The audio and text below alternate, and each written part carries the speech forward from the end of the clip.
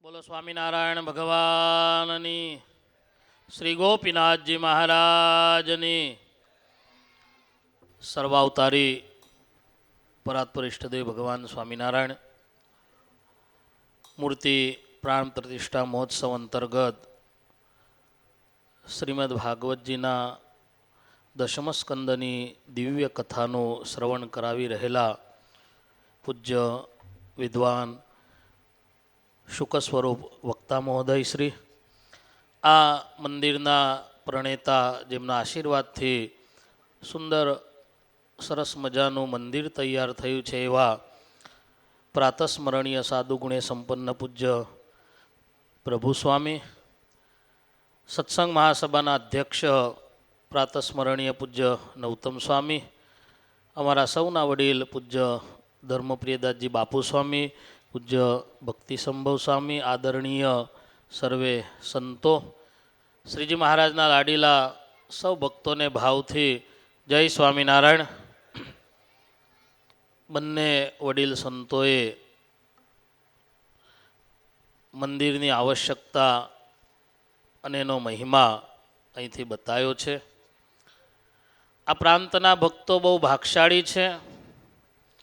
જે ભૂમિને, જે ધરતીને ભગવાન સહજાનંદ સ્વામી ઘર માની અને રહ્યા એવા ગરડા ગામથી નજીક કહેતા ગોપીનાથજી મહારાજના છત્રછાયાનું આ નાનકડું ગામ છે.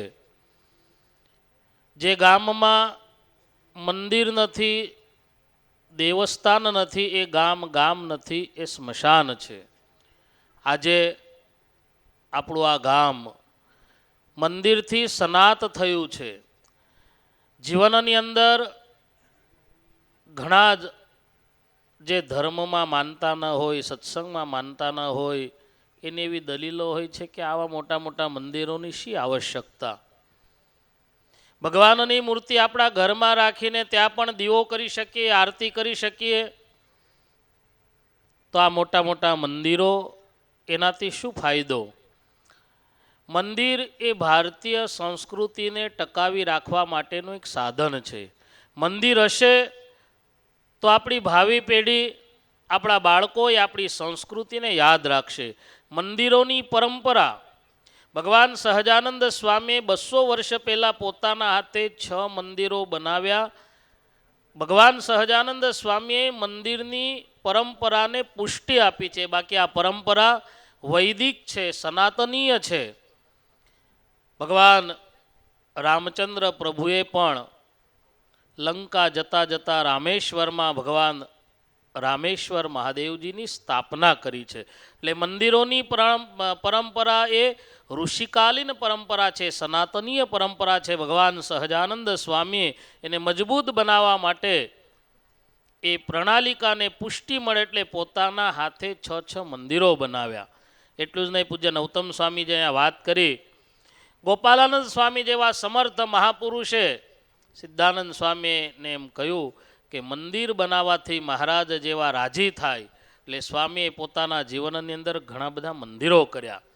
આ મંદિરની અંદર પૂજ્ય પ્રભુ સ્વામી જેવા એક વિરલ સંત, જેમને ઘણા વર્ષોથી સુરતની અંદર વેડરોણ મંદિરે રહી અને સુરતના ભક્તોને ખૂબ સત્સંગનું પોષણ આપ્યું છે. સ્વામીના માધ્યમથી અહીંયા એમના જ મંડળના પૂજ્ય કારણ સ્વામીના માધ્યમથી અહીં સરસ મજાનું મંદિર થયું છે.